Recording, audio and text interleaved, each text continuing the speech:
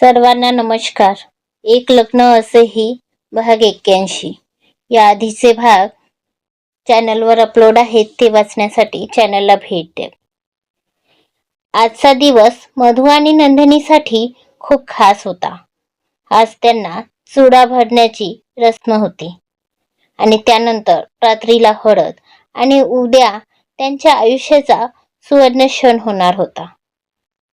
खाली हॉलमध्ये सगळे एकत्र जमले होते. वेडिंग प्लॅनरने खूप छान अशी तयारी केली होती.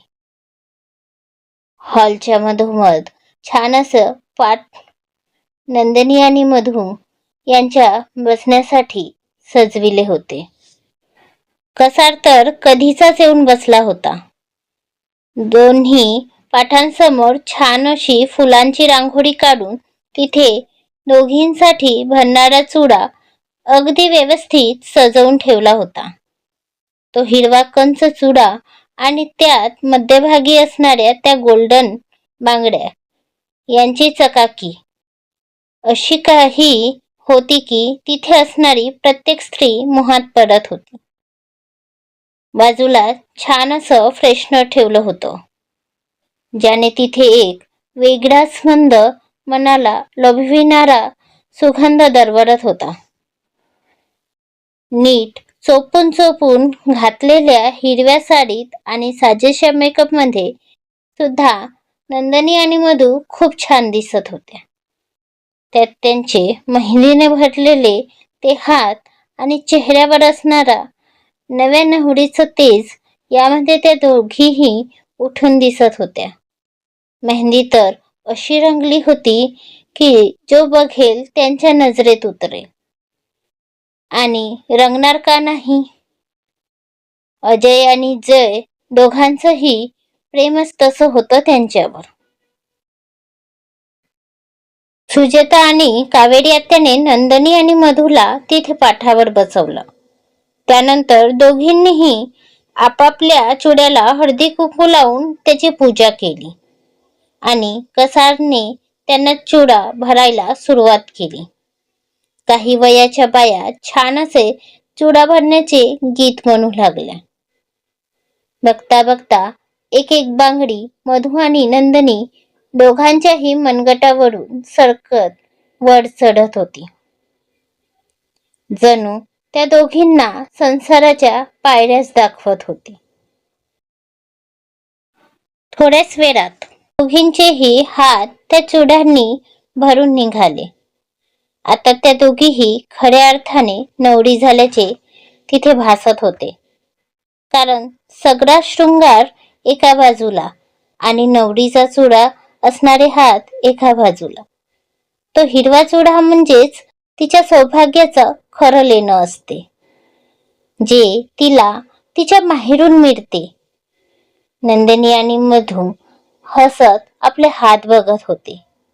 आनंद चेहऱ्यावर झळकत होता. पण सोबतच उद्याची धाकधूक सुद्धा सुरू होती. कावेरी आत्या आणि सुजाता दोघींचे डोळे आपल्या लेकींना बघून भरून आले होते. आज त्यांच्या लेकी त्यांच्या समोर भावी वधू रूपात उभ्या होत्या. लाडक्या लेकी उद्या सासरी निघून जातील याच विचाराने दोघी माऊलींचं मन भरून येत होतं. चुडा भरून झाल्यावर नंदिनी आणि मधु यांनी सगळ्यांचे आशीर्वाद घेतले. त्यानंतर काय तर तिथे असणारी प्रत्येक बाई त्या रंगबिरंगी काचेच्या बांगड्या आवडीने भरू लागली. बघता बघता सायंकाळ झाली आणि त्या 5 स्टार हॉटेलचे गार्डन हळदी समारंभासाठी सज्ज झाला. आता नानासाहेब पटवर्धन यांच्या नातीचं लग्न होते, तर व्यवस्था सुद्धा तशीच असणार होती.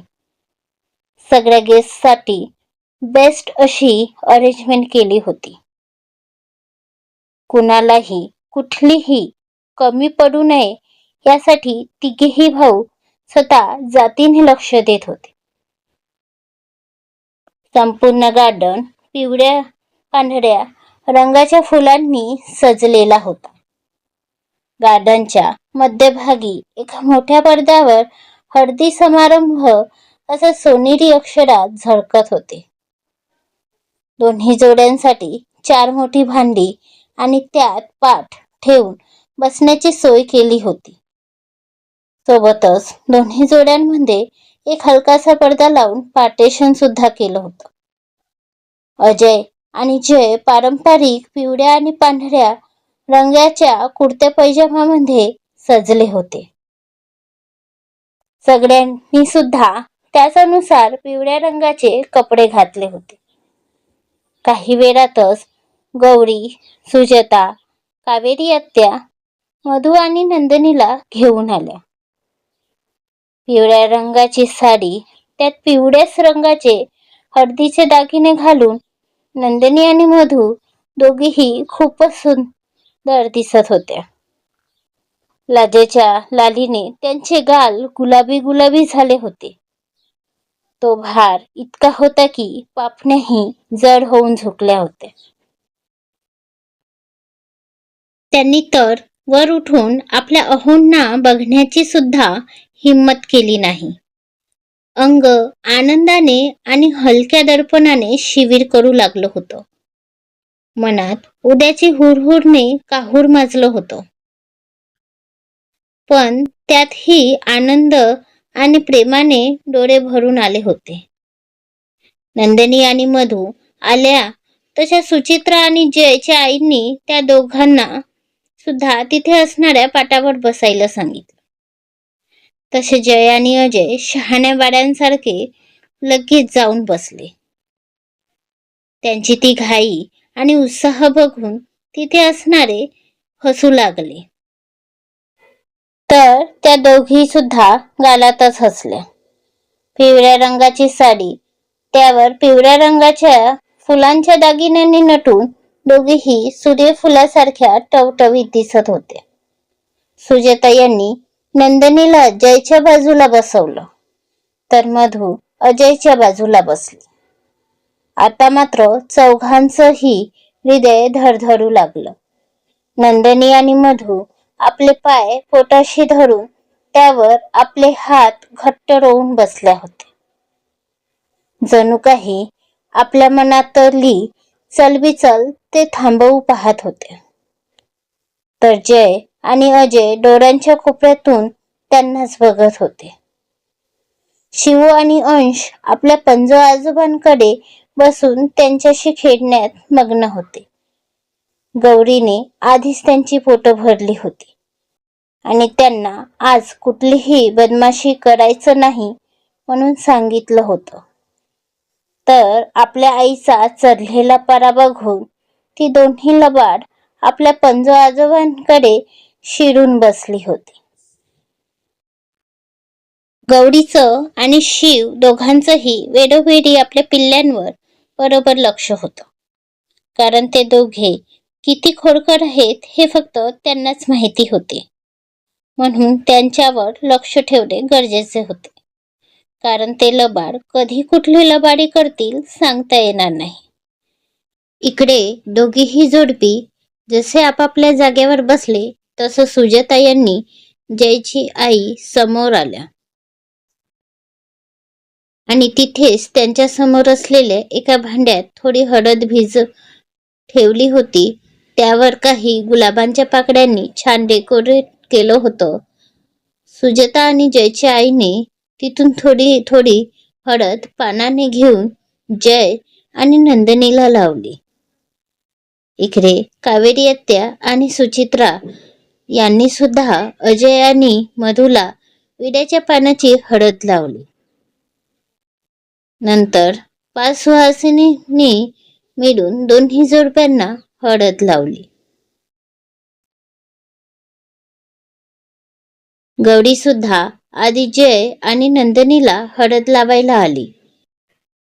तिने आधी नंदिनीला हळद लावायला घेतली तशी नंदिनी मान वर करून स्माइल करत तिलाच बघत होती. तिच्या ओठांवर गोड हसू होतं आणि डोळ्यात एक चमक. गौरी नंदिनीला हळद लावून तशीच उष्टी हळद घेऊन जयकडे गेली, तर तो सुद्धा मानवर करून स्मित हसत तिलाच बघत होता. गौरीने हळूहळू आधी त्याच्या हातांना आणि मग त्याच्या गालाला हळद लावली.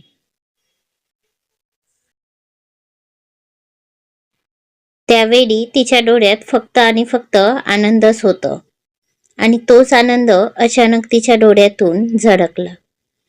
प्रिन्सेस. जय गौरीच्या डोळ्यात अश्रू बघून घाबरलाच आणि काळजीने तिला बघू लागला. तिथे असणारे प्रत्येकाचे डोळे त्या दोघांवरच थांबले. नंदिनी सुद्धा त्यांनाच वरून बघत होती. शिव आता तिथे नव्हता, नाहीतर तोच आधी आला असता. प्रिन्सेस, तुझ्या डोळ्यात पाणी? जय गौरीच्या गालाला हात लावून बोलला. तुला माहिती आहे ना प्रिन्सेस, मी तुझ्या डोळ्यात पाणी बघू शकत नाही. मग आज हे पाणी का? जय अलगद गौरीचे डोळे पुसत बोलला. वहिनी, काय झालं तुला? तू अशी रडतेस का? नंदिनी सुद्धा काळजीने बोलली. तसं गौरीने तिला बघितलं. तिच्याही डोळ्यात आपल्याविषयीची काळजी बघून गौरीला आणखी भरून येत होतं. अरे किती काळजी करता तुम्ही दोघं. मी ठीक आहे, मला काहीही झालं नाही. हे तर माझ्या आनंदाचे अश्रू आहेत. गौरी थोडी रडत हसत बोलली. तसा सगळ्यांनी सुटकेचा श्वास घेतला. काय प्रिन्सेस, तू पण ना, किती घाबरवलं आम्हाला. जय गौरीच्या डोक्यावर एक चापट मारत बोलला. जय, मी आज खरंच तुझ्यासाठी खूप खुश आहे. तुझ्या आयुष्यात नंदूसारखी मुलगी आली. गौरी गहिवरून म्हणाली. डोळ्यात सांगता येणार नाही इतक्या भावना साचल्या होत्या. जयने लगेच तिला आपल्या मिठीत घेतली. तिथे असणारे सगळेच त्यांचे हे निर्मळ नातं बघत होते. नंदिनीला सुद्धा त्यांना बघून भरून आलं आणि ती सुद्धा त्यांना बघून गालातल्या गालात हसली. त्यानंतर गौरी मधु आणि अजय जवळ गेली. तशी मधुने हसतच आपले हात समोर घेतले. गौरीने तिला सुद्धा फार प्रेमाने हळद लावली आणि तिची उष्टी हळद घेऊन अजयला लावत होती. दोघेही भावंड एकमेकांना बघत होते. एक बहीण आपल्या भावाला प्रेमाने भरलेल्या शुभेच्छा देत होती. दादा, मी तुझ्यासाठी खूप खुश आहे. फायनली तुझ्या आयुष्यात माझी जागा घेणारी कुणीतरी आली आहे. तिला, माझ्या बहिणीला भरभरून प्रेम दे. बोलून गौरी अजयला हळद लावणारच की परी बच्चा स्टॉप. अजयचा जोराचा आवाज गुंजला. तो आवाज इतका जोराचा होता की बाहेर पाहुण्यांना बघत असणारे शिव, श्लोक आणि शौर्य धावतच तिथे आले आणि समोर बघून थक्कच झाले.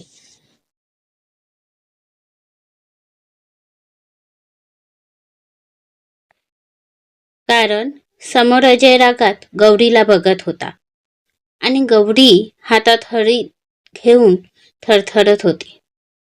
अजयचे डोळे रागाने लाल भडक झाले होते, तर गौरीचे डोळे पाण्याने भरले होते आणि दोघंही भावंड थरथरत होती.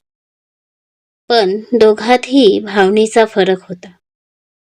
जिथे अजयच्या डोळ्यात रागाने बरसत होते, तर गौरीचे भीतीने. जे बघून शिव लगेच समोर होणार की शिव तिथेच थांब. अजयच्या येणाऱ्या आवाजाने त्याचे पाय जागीच थांबले. आज परी आणि माझ्यामध्ये कुणीही येणार नाही, कुणीही. अजय तिथे जमलेल्या सगळ्यांवर नजर फिरवत बोलला. तसं काही आधीच सगळ्यांचे भाव ओळखून असावा. तसे सगळे सुद्धा जागच्या जागीच थांबले. का रागवला असेल अजय गौरीवर? बघू पुढच्या भागात लवकरच. तोपर्यंत आजचा भाग कसा वाटला ते कमेंट करून नक्की सांगा. आणि कथा आवडत असेल तर लाईक शेअर करून चॅनलवर सबस्क्राईब करा. प्लीज प्लीज सपोर्ट करा. तुमचा एक सपोर्ट लाख मोलाचा असतो. धन्यवाद.